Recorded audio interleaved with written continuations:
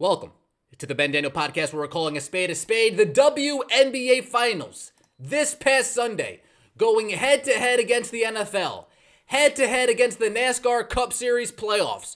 Many people were asking themselves this question: how will the WNBA perform when it has legit competition going head-to-head against them?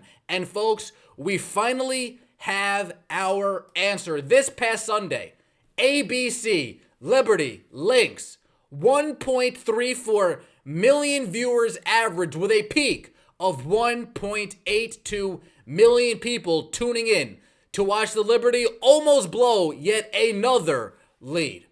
1.34 million people tuned in to watch Breanna Stewart miss numerous wide open layups, but that didn't make them turn the TV off. That made them say, "Hey, honey, watch this. You won't believe she missed another one." And people started turning their TV on. Just jokes, folks, just jokes. 1.82 million viewers, folks. Game 2 delivered the second largest WNBA audience ever on an NFL Sunday, trailing who? Trailing only Fever Sun Game 1 in the first round of this year's playoffs, a game that featured Caitlin Clark. The WNBA Finals still can't pull a number bigger than what Caitlin Clark pulled in both of her playoff games this year.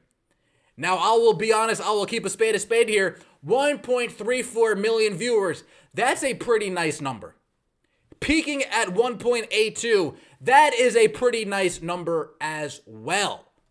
Now, a lot of people are asking themselves, well, how impressive is that number really? When during the week on ESPN, this game averaged still 1.14 million on ESPN. Lynx Liberty on Thursday, with only NFL on Thursday, NFL on Prime as their competition, did 1.14 million viewers, and now on free TV, and only an additional 200,000 people showed up. Is that a win? Is that a loss? Let me know what you think in the comments section below. Do you think 1.34 average for a WNBA Finals game on a Sunday, do you think that's a respectable number? Or in your mind, do you think that number needs to be higher? In your mind, do you think that number needs to hover more around 1.5, 1.6, 1.7? Or the fact that they peaked at 1.82 million, only trailing Caitlin Clark's game, do you think that is a respectable number? Now, the playoff high this year was no surprise. Indiana Fever versus Connecticut Sun. 2.5 million viewers, the most watched WNBA game ever on cable TV. That game peaked with 3.4 million viewers.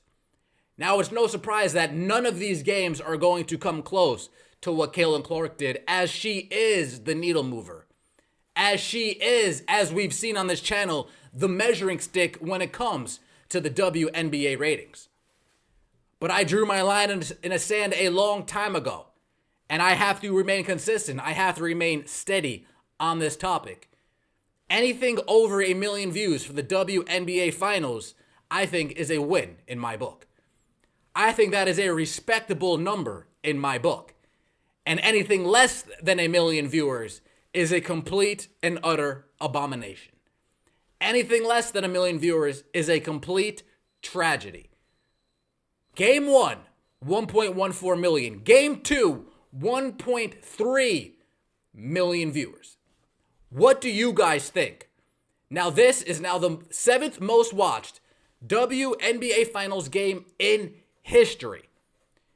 You have the first 3 years of the league, first 4 years of the league, 5 years of the league, 6 years of the league, 7 years of the league, 8 years of the league in the top 10. The Minnesota Lynx versus the New York Liberty is the first WNBA Finals game in this modern era. The first WNBA game since 2003 to reach the top 10, to crack the top 10. Where have all these fans been? Where did all these new viewers come from? I think we all know where they came from. It didn't come because everybody watches women's basketball. No, that's not how they got here. It didn't come because the game is just so much more exciting now. No, that's not how we got here. It didn't come because these women are just so much more talented now than they were back in the day. Trust me, folks, if you watch this past game, you realize the talent isn't all what it's cracked out to be.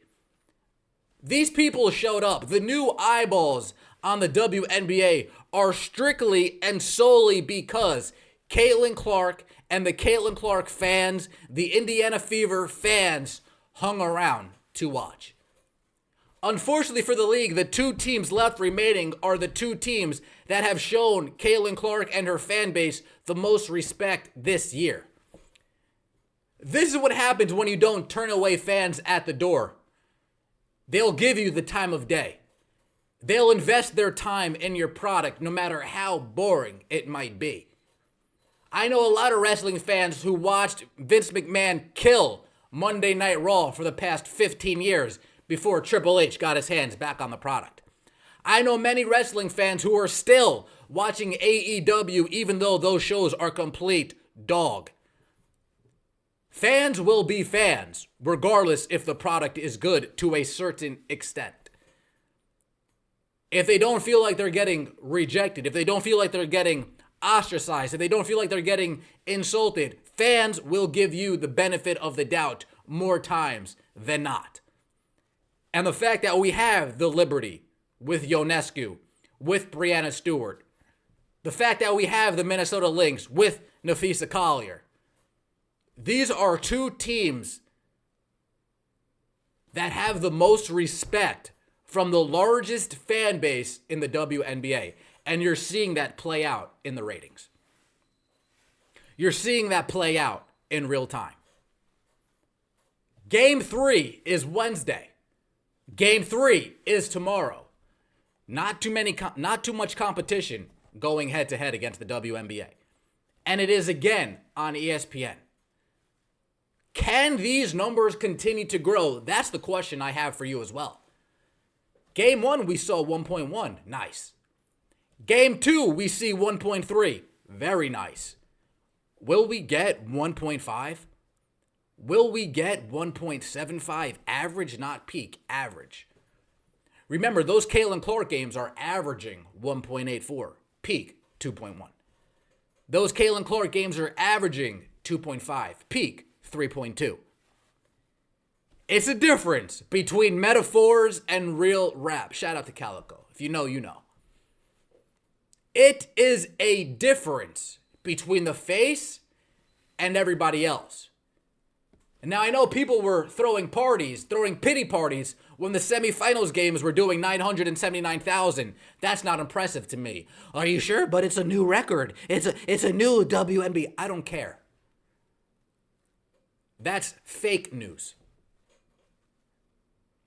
That's making people feel good just to make them feel good and ignoring the actual facts of the matter. The real is anything less than $1 million for a WNBA playoff game, WNBA finals game, is pathetic. I don't care if it's a new record. I don't care if it's a new high. That means zero to me. All I care about is if it's hitting over $1 million or not. All the people that watched the boring Game 2, how many people are going to return to watch Game 3? How many people are going to return to give Game 3 a chance? That's the question that we have moving forward. It's the Ben Daniel Podcast, where we're calling a spade a spade. Let me know what you think in the comment section below. Game 2 hits a 23-year high when it comes to the WNBA Finals. Appreciate all the support. Don't forget to like and subscribe to the channel. As always, take it easy.